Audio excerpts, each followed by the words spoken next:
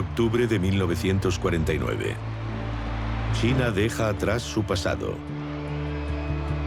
Tras años de lucha y compromiso revolucionario, Mao Zedong se dispone a asumir la jefatura del país.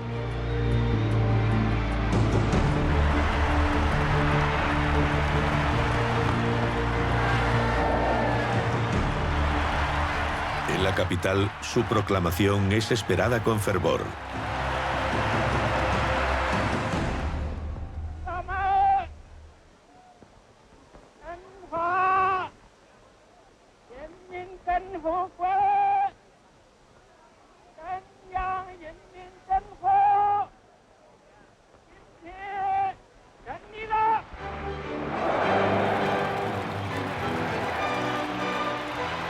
Cuando accede al poder, Mao solo tiene un objetivo, una sola idea, una sola pasión: devolver a China su poder legendario, restaurar su esplendor de antaño.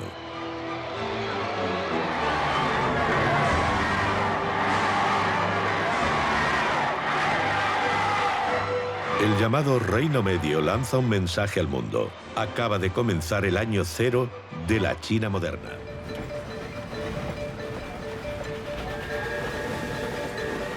China se ha levantado, pero aún no es la hora del júbilo. El ejército de Mao apenas muestra un ligero entusiasmo. La guerra civil que devasta el país desde hace 20 años aún no está ganada. Varias regiones están aún en poder de los nacionalistas, liderados por el general Chiang Kai-shek. Camino de Sichuan, un tal Deng Xiaoping, comisario político de las provincias del sudoeste, retoma las armas. Deng Xiaoping, camarada desde el principio, comparte el sueño de Mao y deposita en él una confianza sin límites.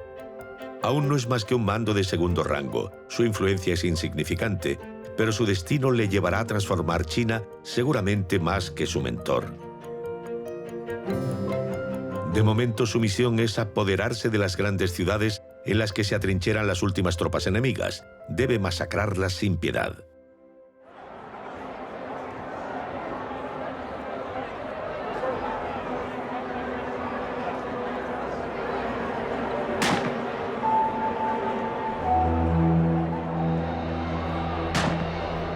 Durante años, los militantes comunistas son víctimas de una violencia letal.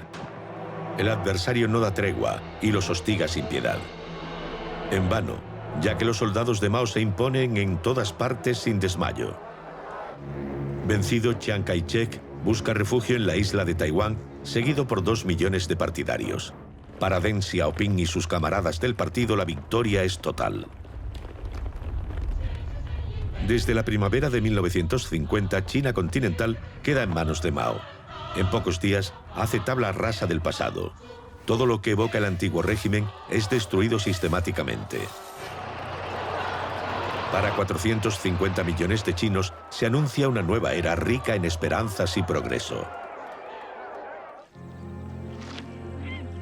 Sin embargo, no será tan sencillo, ya que esa inmensa China que hereda Mao es pobre, arcaica y subdesarrollada. La industria es exigua o nula, no hay puentes ni carreteras asfaltadas. Los campesinos, que suponen el 95% de la población, cultivan la tierra con útiles de otra época. Explotados sin escrúpulos, están relegados al estatus de bestias de carga y carecen de derechos.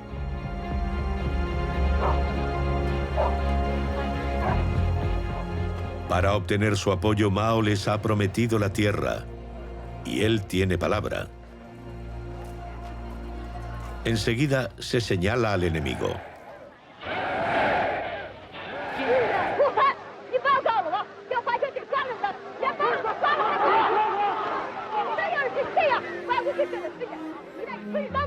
Todos los terratenientes sufren la venganza popular. Una película propagandística explica la metodología, desde el juicio a los acusados hasta su ajusticiamiento.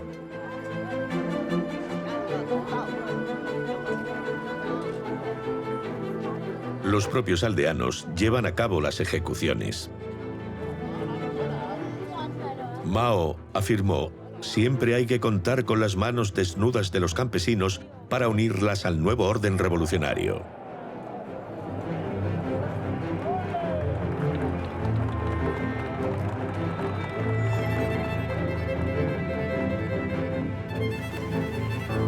Las tierras y los bienes confiscados se reparten de forma equitativa, y cada familia recibe su lote bajo el control del representante local del partido.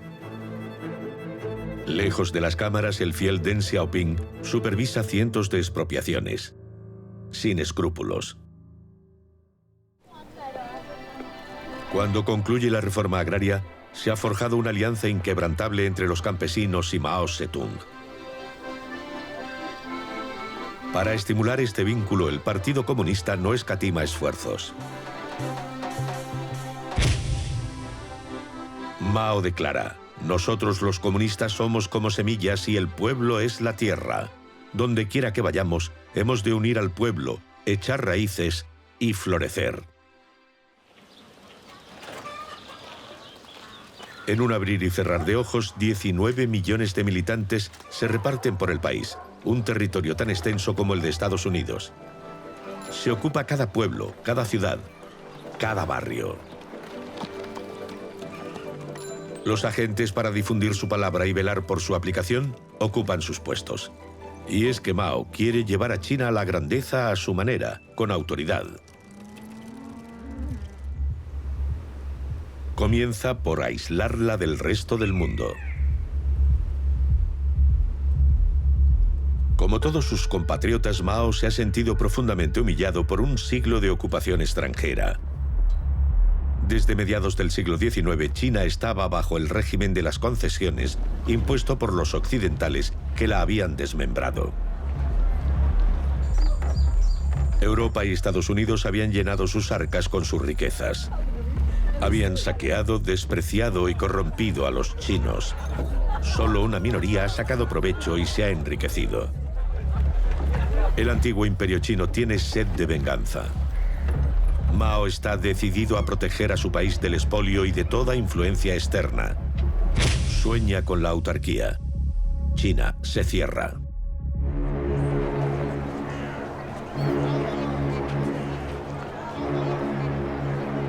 Cunde el pánico entre los residentes extranjeros. Hombres de negocios, funcionarios y misioneros hacen las maletas.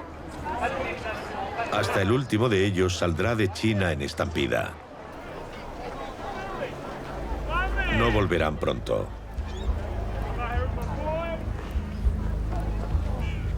Los occidentales se lo toman como un desaire. En represalias se niegan a reconocer el nuevo régimen y dan su apoyo al de Chiang Kai-shek. Taiwán, con 3 millones de habitantes, representará a toda China en la ONU. Las naciones dan de lado al país más poblado del mundo. Mao está solo, o casi. Necesita aliados urgentemente.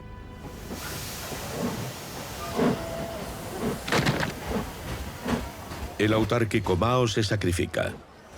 Por primera vez en su vida abandona su patria durante 2 largos meses.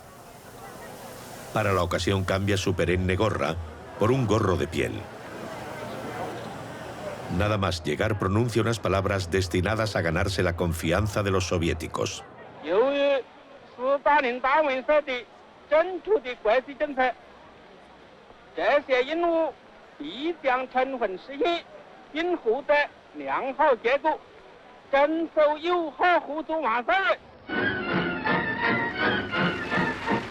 En realidad, sus elogios enmascaran un profundo resentimiento.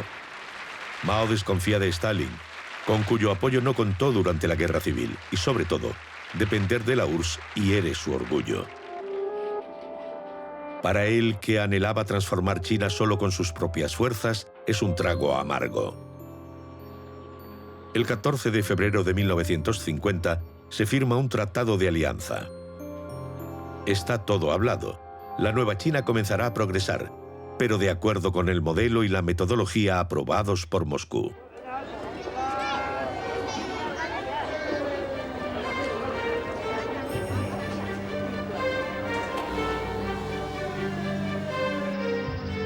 Al instante, miles de consejeros, ingenieros y expertos cruzan la frontera para ayudar a Pekín a preparar su primer plan quinquenal.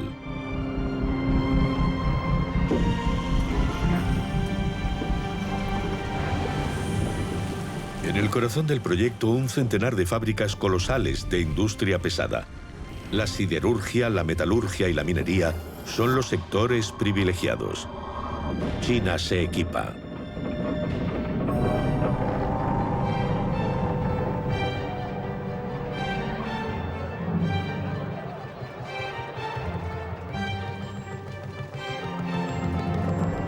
En el campo se impone la colectivización con una rapidez asombrosa. Las tierras redistribuidas pocos meses antes son confiscadas y puestas en común.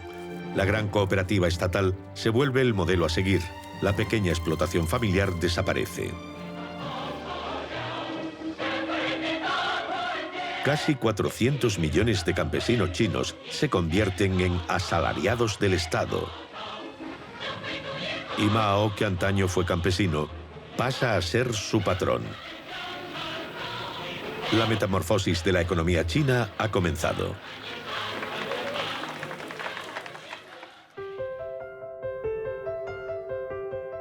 Deng Xiaoping, que la dirige en el sur del país, la estima acorde con las promesas de su mentor. En 1952, su celo le vale ser ascendido a Pekín. Subiendo peldaños, se va acercando poco a poco al poder, hasta acabar entrando en el buró político del partido.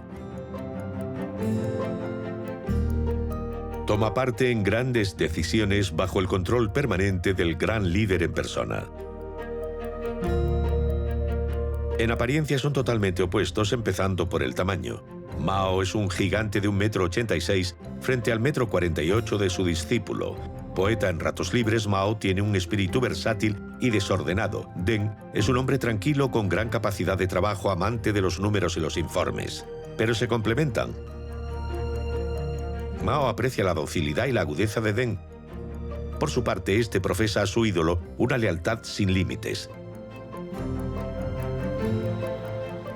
Para él, es el gran timonel que guía a China hacia la prosperidad y la grandeza.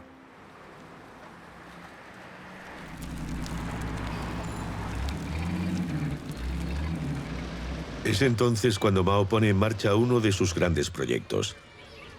Desde hace 3000 años, la educación en China era el privilegio de una élite. Solo unos pocos mandarines reinaban sobre una masa analfabeta. Mao decreta que una gran potencia ha de tener un pueblo instruido.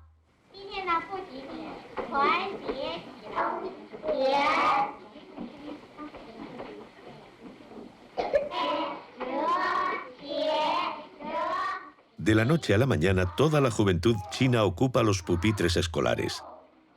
Para el país milenario es una evolución radical, casi genética.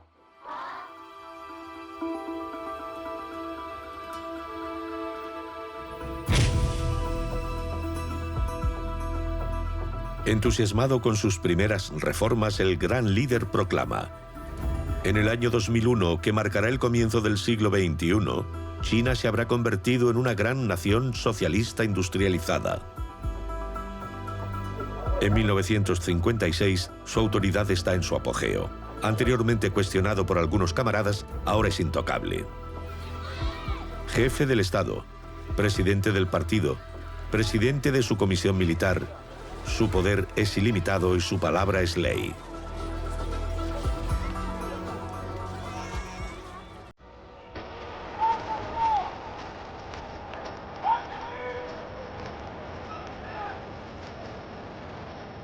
Con una palabra, Mao puede movilizar a millones de hombres y mujeres para acometer los trabajos titánicos destinados a dotar al país de la ansiada gloria. Los chinos levantan presas colosales, construyen embalses inmensos y excavan un sinfín de canales. El primer puente sobre el río Yangtze es un orgullo nacional. En 4000 años de historia, el imperio chino jamás había emprendido un trabajo de tal magnitud. El entusiasmo popular da paso a la exaltación.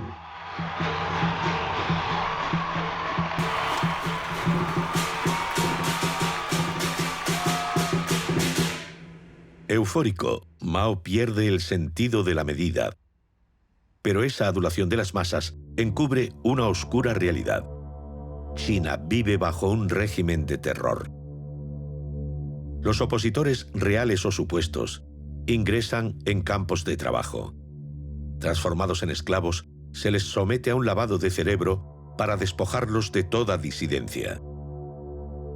De Xinjiang a Cantón, de Jilin a Shanghái, más de 1000 centros de reeducación se distribuyen por el territorio. 50 millones de chinos pasarán por ellos durante el régimen de Mao.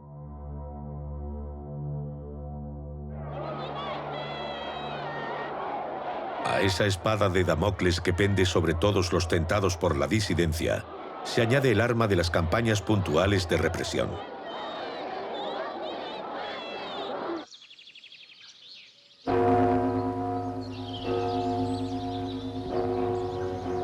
En 1957 se acusa a los gorriones de devorar las cosechas. Mao ordena: hacedlos volar hasta el agotamiento.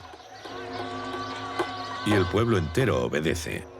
Pero el gran líder ha olvidado un pequeño detalle. Sin depredadores, los insectos se multiplican y proliferan. Al año siguiente las cosechas son devastadas.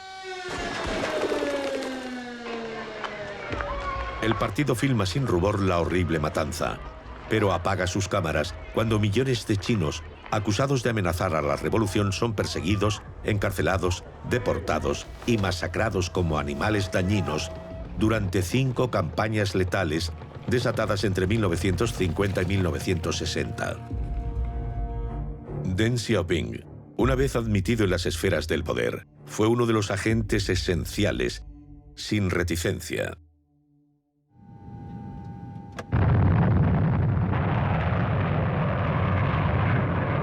El 4 de octubre de 1957, Mao descubre admirado el primer satélite puesto en órbita alrededor de la Tierra, una proeza tecnológica de la que la URSS se enorgullece. Naturalmente, el Sputnik es la estrella de la celebración de la Revolución de Octubre en Moscú. El presidente chino se une a la fiesta.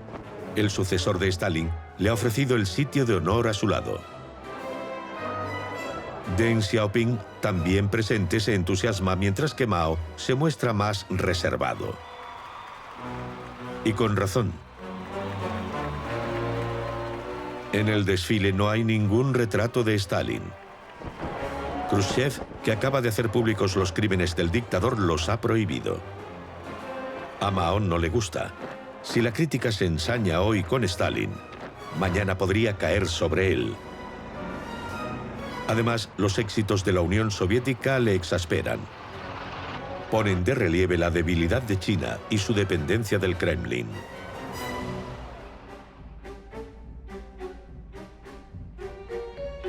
En la mente del gran timonel nace entonces una idea descabellada: adelantarse en 10 años a los rusos en todos los campos sin su ayuda. Cuando Mao decide comenzar a dar la espalda a su único socio, Deng Xiaoping está en la primera fila. Y tiene dudas. El país acaba de salir de la Edad Media, no está en condiciones de romper con Moscú.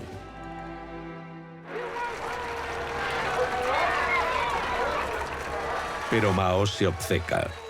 Si China carece del capital y la tecnología, posee una fuerza incomparable de millones de manos.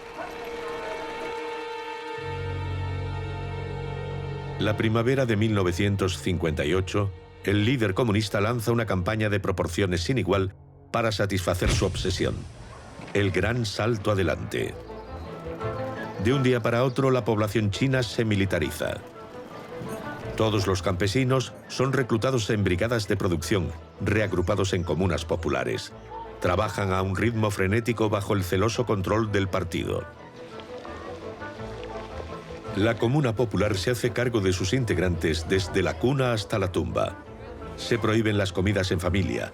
Todos almuerzan y cenan en el comedor, de grado o por la fuerza.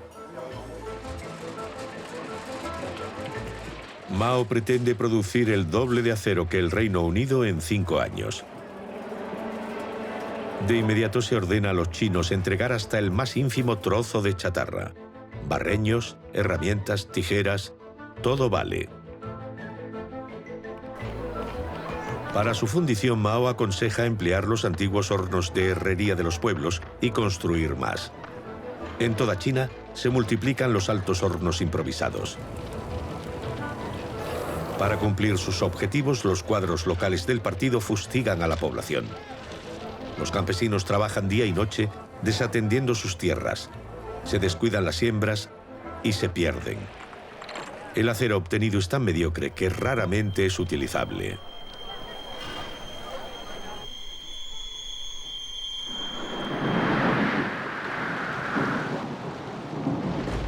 Y aún peor, se augura una cosecha catastrófica.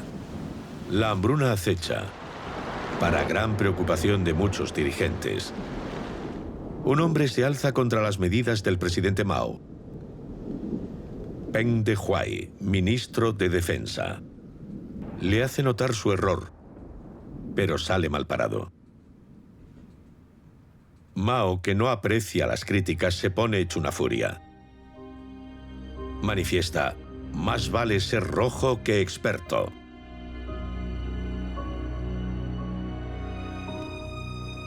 Petrificado, el buró político se pone de su parte.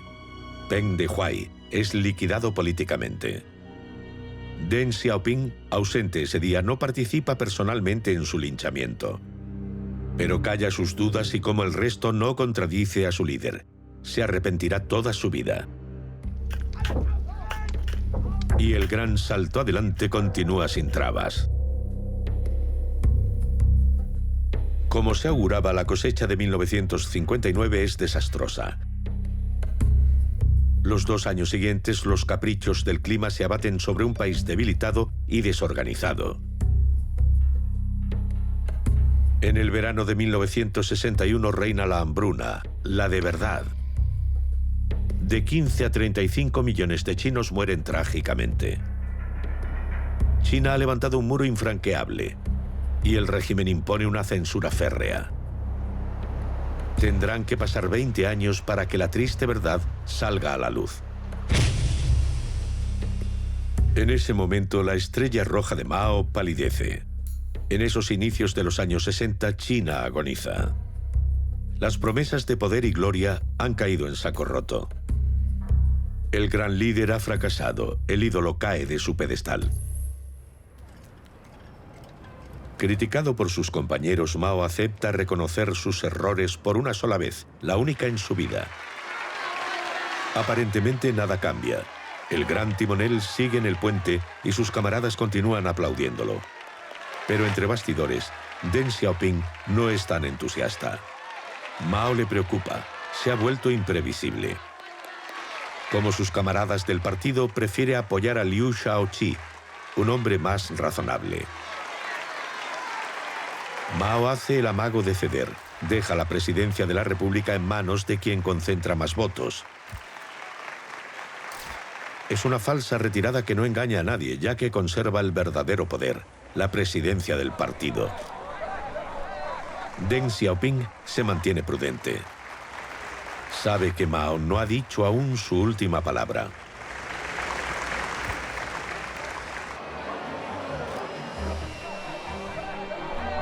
Ahora es Liu Shaoqi quien recibe a delegaciones extranjeras con Deng Xiaoping a su lado. El dúo hace todos los preparativos para sanar las heridas de un país traumatizado. Se detiene el gran salto. Durante 3 años, los chinos recuperan el aliento. Deng los libra del yugo que los oprimía.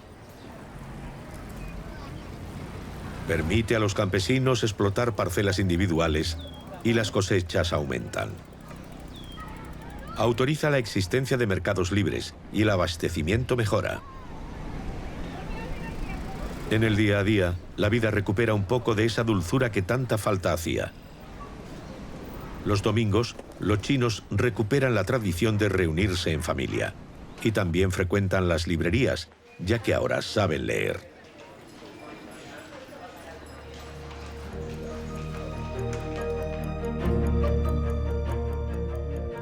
Deng exhibe su pragmatismo. Un día manifiesta en el buró político: da igual que un gato sea negro o blanco siempre que cace ratones. En otras palabras, al contrario de Mao, él prefiere los expertos a los rojos.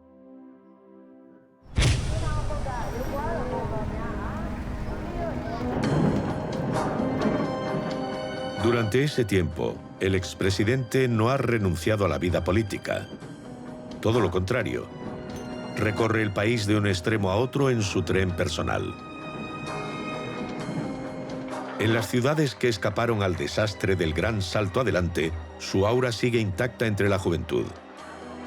Al dejar el gobierno a Liu y Deng, se ha convertido en una especie de esfinge cuya palabra es sagrada.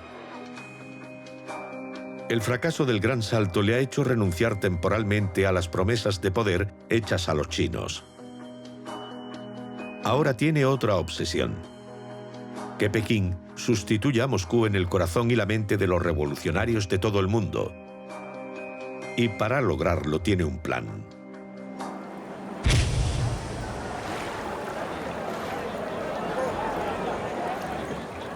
El 16 de julio de 1966, Mao pone en escena su reaparición. Durante más de 2 horas, se baña impasible en el río Yangtze rodeado de jóvenes. El gran líder envía una señal a toda la juventud china. Significa que cuenta con ellos para reanudar el combate contra los tibios que han abandonado sus ideales. Acaba de comenzar la gran revolución cultural proletaria.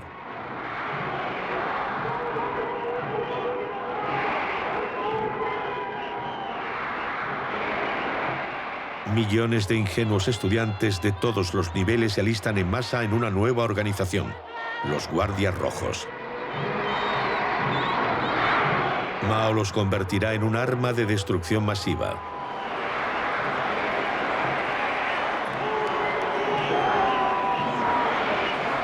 Para unir a las multitudes de entusiastas, les entrega un compendio de sus mejores citas.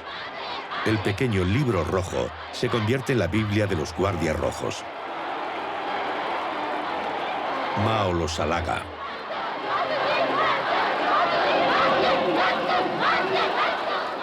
Astutamente fija el objetivo de su venganza: el Partido Comunista Chino, infestado de traidores que quieren reinstaurar el capitalismo.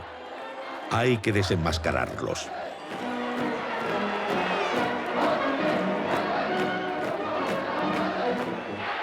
Mao no dice nombres, pero su lema "bombardead el cuartel general" es una invitación a ir a por sus líderes. Los fanáticos Guardias Rojos se ponen en marcha. Los dirigentes comunistas, pequeños y grandes, están a su merced. Miles de ellos son arrestados, apaleados, torturados o humillados en estadios bajo el rugir de sus gritos de guerra vengadores.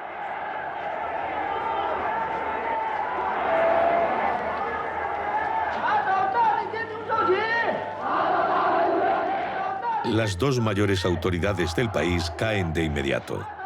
Liu Shaoqi, presidente de la República, muere a causa de los malos tratos. La suerte que espera a Deng Xiaoping no es tan cruel. Exiliado en una región remota, trabaja reparando tractores. En los carteles que denuncian a los dos renegados, el famoso gato del que Deng había hablado imprudentemente reaparece. El rencor de Mao es tenaz. Hay que acabar con los pragmáticos, los realistas y los indiferentes.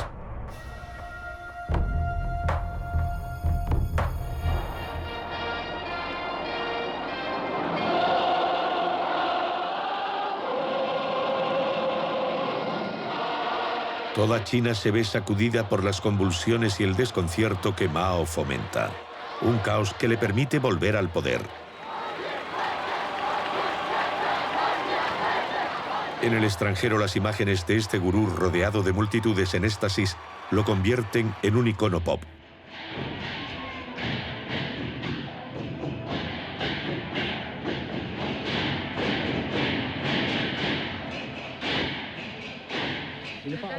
Cuando la prensa extranjera entrevista a estudiantes francófonos, responden como fanáticos. Nous avons une confiance très profonde, absolue, en notre parti et le président Mao. Vous ne pensez pas qu'il pourrait se tromper, par exemple? Non, jamais, jamais. Ils sont toujours, le parti et le président Mao sont toujours très corrects, justes. Jamais.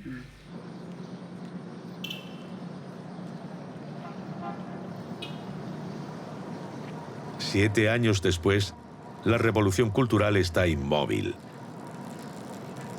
Desde su taller de tractores, Deng Xiaoping contempla abrumado los estragos causados por la vanidad de Mao. La ortodoxia maoísta se ha vuelto una norma que rige cada instante de la vida de los chinos.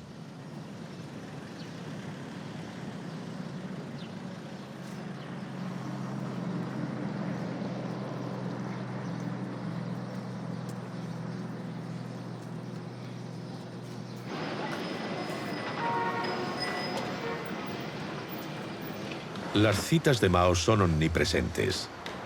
Adornan calles, jardines públicos, estaciones y fábricas. Reina el pensamiento único.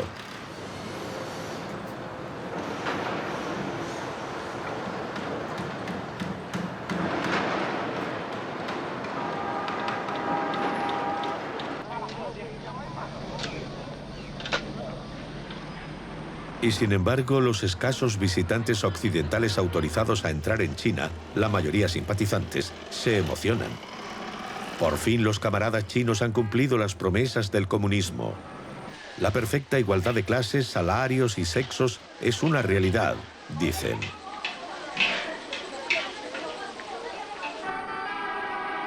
Cautivados por la frugalidad de los chinos y la ausencia de publicidad en las calles, para ellos, China es un modelo revolucionario.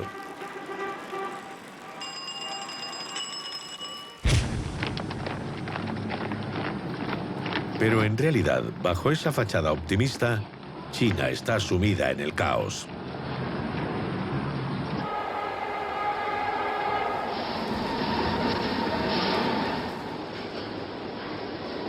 Con las purgas en el partido, Mao ha destruido la columna vertebral del país. Deng lo vive como una catástrofe. China ha perdido a los cuadros que la llevaban hacia el progreso. Los nuevos dirigentes, elegidos por su devoción al libro rojo, son a menudo incompetentes. La industria se ralentiza, la producción languidece.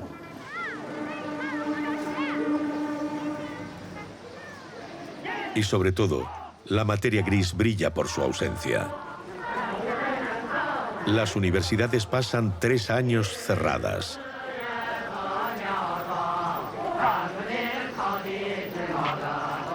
Los 12 millones de estudiantes que se convirtieron en guardias rojos han sido enviados al campo. Tras reponer a Mao en su trono, se han vuelto demasiado peligrosos.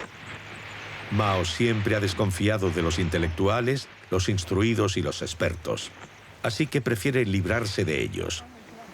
En los confines de China, millones de jóvenes instruidos quedan estancados en el aislamiento, la pobreza y un aburrimiento infinito.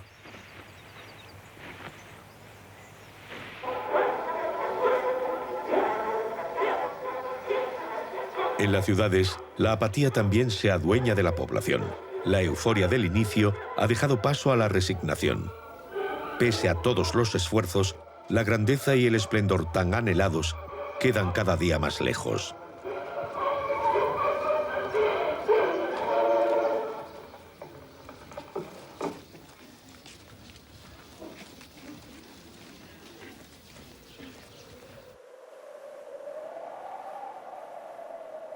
Recluida tras su muralla, China se hunde. La represión toca techo. A lo largo de la Revolución Cultural, 100 de millones de chinos han sido perseguidos y cerca de 3 millones han muerto. Pero por más que el país dé caza a los reaccionarios, todo es en balde. La nación no avanza ni 1 milímetro. En 1973, Deng Xiaoping vuelve al centro de la escena. A pesar de sus diferencias, Mao decide llamarlo de nuevo a su lado. El pequeño hombre regresa a Pekín y encuentra a Mao muy envejecido. Se expresa con dificultad y ya casi no se mueve, pero conserva su lucidez y su poder. Como buen soldado Deng, se guarda sus críticas sobre el exceso cometido durante sus años de castigo. Su misión consiste en sacar al país del desastre sin dejar de fingir que vive una época excepcional. China inicia entonces una revolución diplomática. A pesar de la guerra de Vietnam, se acerca a Estados Unidos, que durante mucho tiempo los ha señalado con el dedo. En 1974, Deng visita también Francia, donde pasó parte de su juventud. Seguidamente se presenta en Nueva York ante la Asamblea General de Naciones Unidas. La China de Mao acaba de acceder al asiento ocupado por Taiwán desde 1949. Estos viajes le permiten hacer múltiples contactos. Mr. Vice Premier, how do you feel about this current General Assembly statement? Y es que Deng planea abrir a China a la tecnología y los capitales extranjeros. En el plano ideológico ha cortado las amarras. La doctrina de Mao Zedong ya no le inspira. Prefiere el modelo de Singapur. En una generación, la ciudad-estado del sudoeste asiático ha pasado del subdesarrollo al estado de gigante económico sin dejar de ser una dictadura. Para Deng, emular este modelo supondría una era de prosperidad para su patria. Pero los miembros de la facción más radical del régimen, dirigida por la esposa del presidente, lo vigilan. Sospechan que es un revisionista y no pierden la ocasión de denunciar sus actos y gestos al gran patrón. Mao le reprocha: hablas demasiado de bienestar y demasiado poco de lucha de clases. La desgracia es inminente. Acaece en abril de 1976. Agonizante, Mao despide a Deng como a un criado. Es su último encuentro.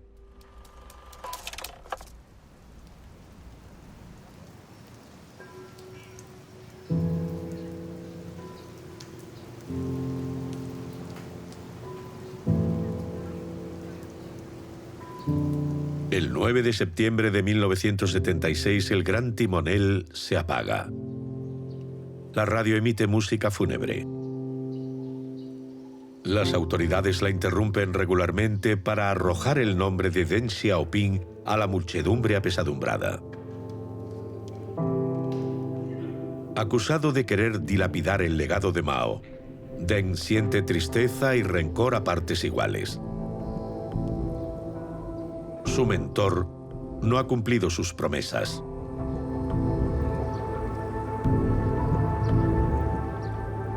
China sigue siendo un país subdesarrollado.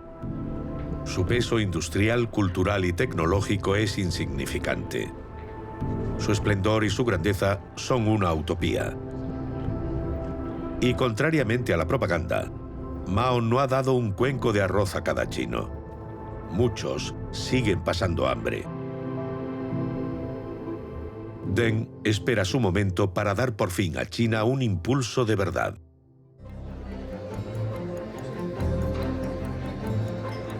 Indispensable, vuelve al gobierno tras la caída de sus enemigos. En 1977 pone en orden el partido. Los dirigentes apartados por la Revolución Cultural son rehabilitados. Con su apoyo, Deng trabaja a toda máquina.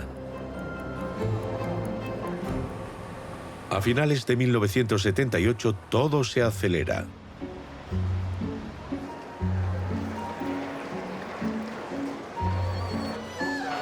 En pocas semanas, la China que Mao tuvo bajo llave 30 años se abre al fin.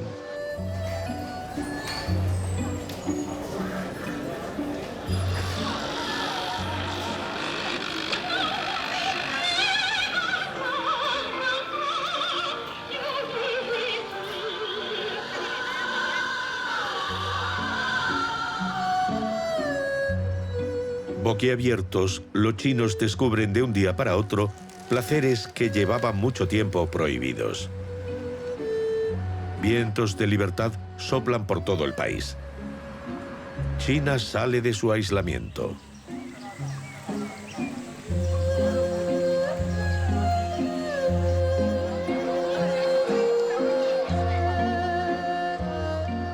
Poco a poco la abundancia sustituye a la frugalidad de antaño.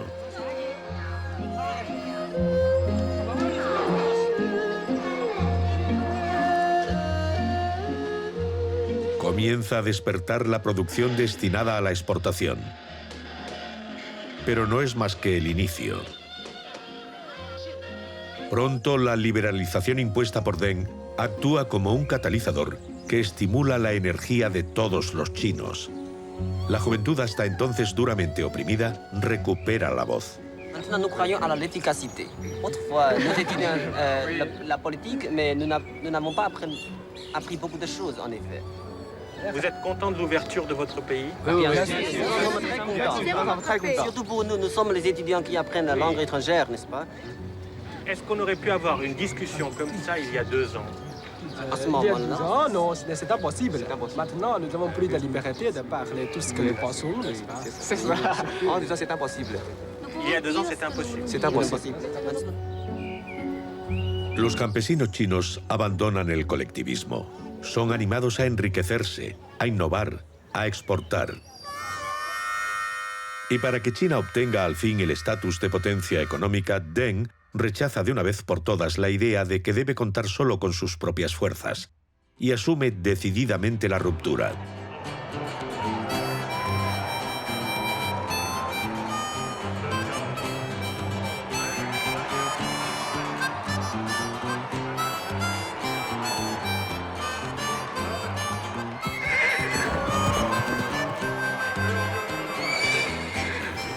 Recién nombrado al frente del país, el hombre al que llaman ya pequeño timonel viaja a Estados Unidos. Ante sus interlocutores capitalistas, Deng describe a la China popular como el Dorado. 1.000 millones de trabajadores a muy bajo coste, ansiando aprender técnicas modernas y sedientos de un deseo consumista insatisfecho. El tío San es seducido.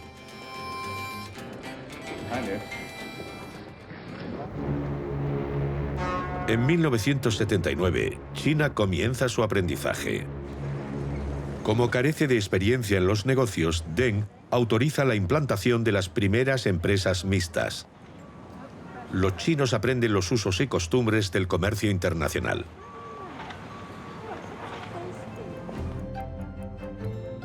Muchos temen que China sea pasto de la codicia extranjera. Pero Deng replica: la apertura es indispensable. Lástima si entran mosquitos.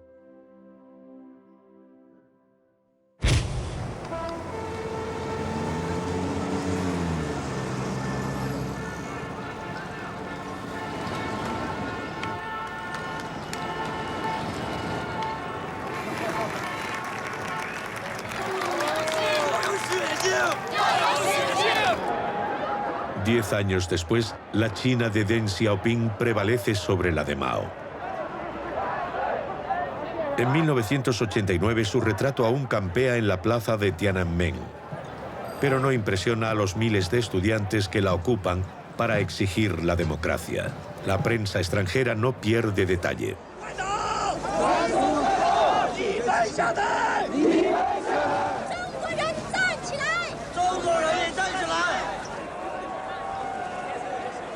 Por primera vez desde 1949 la oposición al régimen se hace pública. Es el precio de la apertura controlada deseada por Deng Xiaoping, que sí ha mantenido sus promesas. En una década, China se ha transformado. Cerca de Tiananmen, la bolsa está en plena ebullición.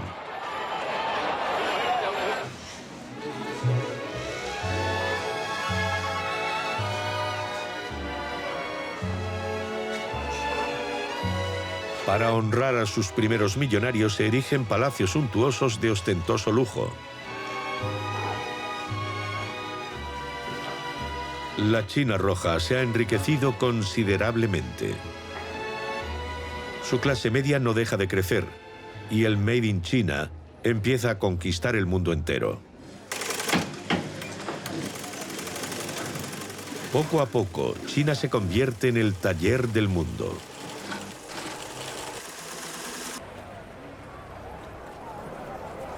Millones de campesinos dejan su tierra para probar suerte en la ciudad, con la esperanza de ofrecer un futuro mejor a sus hijos que se quedan en el pueblo.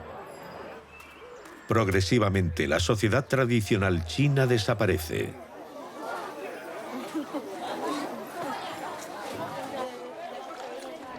El Partido Comunista Chino inicia también su mutación. Los camaradas cambian sin vacilar la chaqueta de cuello Mao por trajes de Armani, pero sin renunciar a su papel dirigente.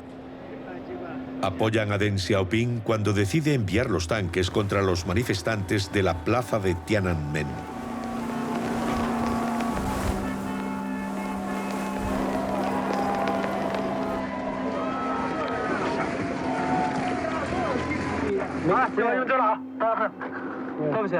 We make friends. Excuse me.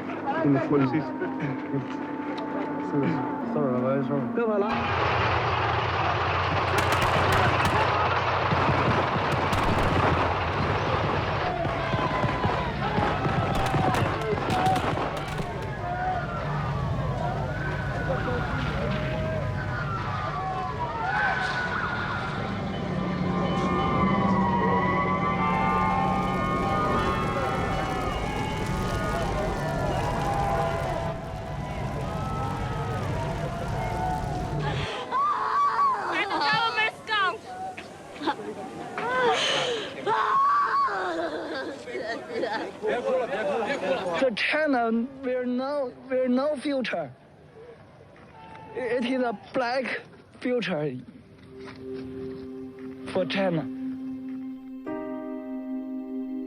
Mientras que Mao ocultaba sus crímenes, Deng los exhibe, dispuesto a afrontar la mirada desaprobatoria de Occidente.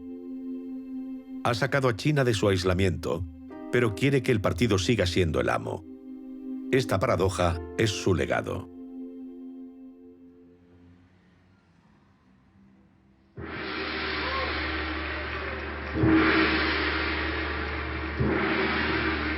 Deng Xiaoping fallece en 1997, pero su legado ha hecho prosperar a China más allá de sus mayores esperanzas. Al abrir el país, Deng liberó la energía portentosa que barrió los ideales y los escrúpulos de Mao. A día de hoy, China exporta cada 6 horas el mismo volumen de mercancía que durante todo el año 1978. Ahora es el lugar donde se lleva a cabo la investigación tecnológica más avanzada. Nunca antes en la historia una nación había experimentado un crecimiento tan fuerte durante 3 décadas seguidas. Y los mismos chinos se han beneficiado. Los vicios y virtudes de la sociedad consumista no tienen secretos para ellos. China se ha convertido en la banca y el acreedor del mundo, con billetes impresos con el rostro de Mao. Su retrato preside la plaza de Tiananmen, pero los cuadros del partido que aún la gobiernan rara vez evocan su recuerdo.